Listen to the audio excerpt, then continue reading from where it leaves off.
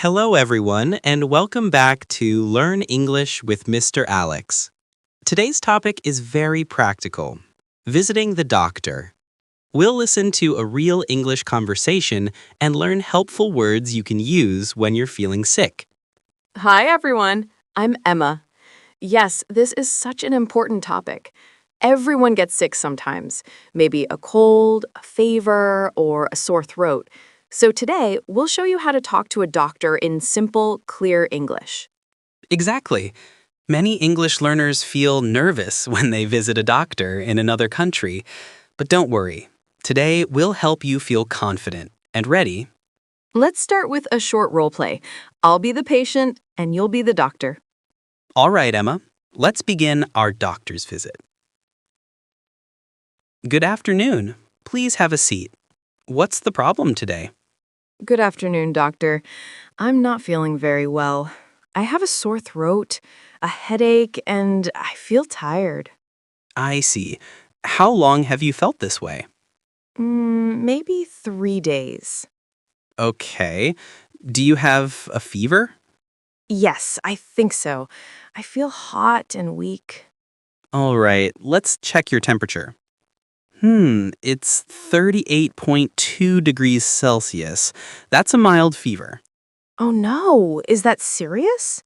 No, not serious at all. Don't worry, it's just a small fever. Probably a throat infection or the flu. Oh, I see. My throat really hurts when I swallow. Yes, your throat looks red. I'll give you some medicine for that. Do you have a cough too? Just a little cough, yes. Okay. Any pain in your body or stomach? No, not really. Just the headache. All right. I'll give you some tablets for pain and fever and a syrup for your throat. Thank you, doctor. What should I do at home? Drink lots of warm water, rest well, avoid cold drinks and spicy food.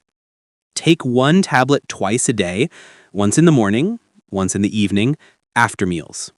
Okay, doctor. How many days should I take the medicine? For 5 days, you should start feeling better after 2 or 3 days, but continue the medicine until it's finished. All right. Thank you for your advice. You're welcome. And don't forget to sleep early and keep yourself hydrated. I will. Thanks again, doctor. Take care, Emma.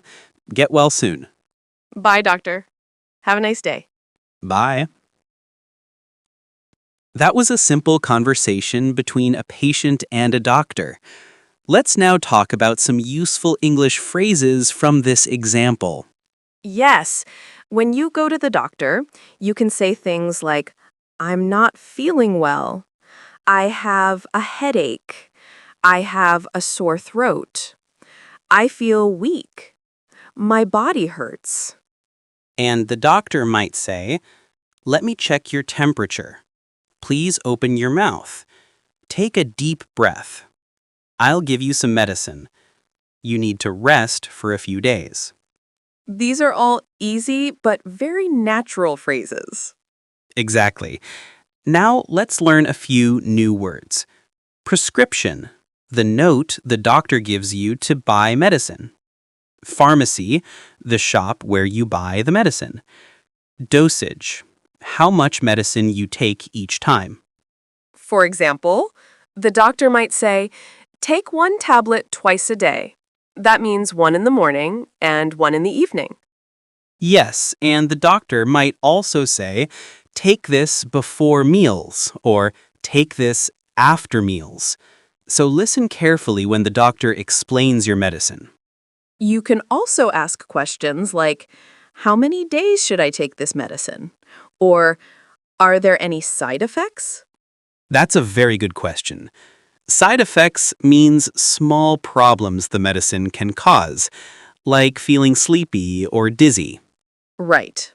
Sometimes the doctor will say, this medicine might make you sleepy, so it's better to not drive or work right after taking it.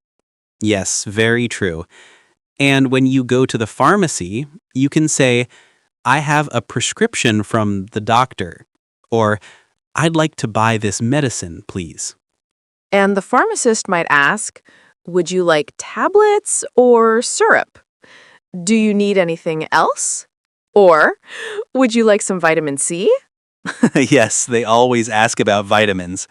It's always good to take vitamins when you're sick. They help you recover faster. That's right. And don't forget, rest is also medicine. Absolutely. Now, let's practice a few short sentences you can repeat after us. Okay, let's do it slowly. Repeat after me. I have a fever. I have a headache. I have a stomachache. I have a cough. I feel tired. I need to see a doctor. Excellent. These are very simple, but they help you explain exactly how you feel. You can also describe where the pain is. For example, my back hurts. My knee hurts. I have a toothache. I have a stomach ache. Good examples. Notice that we often use I have a for sickness, like I have a cold, I have a fever, I have a cough. But we say my head hurts or my throat hurts for body parts. That's a great grammar tip, Mr. Alex. Thank you. Let's now imagine another short situation.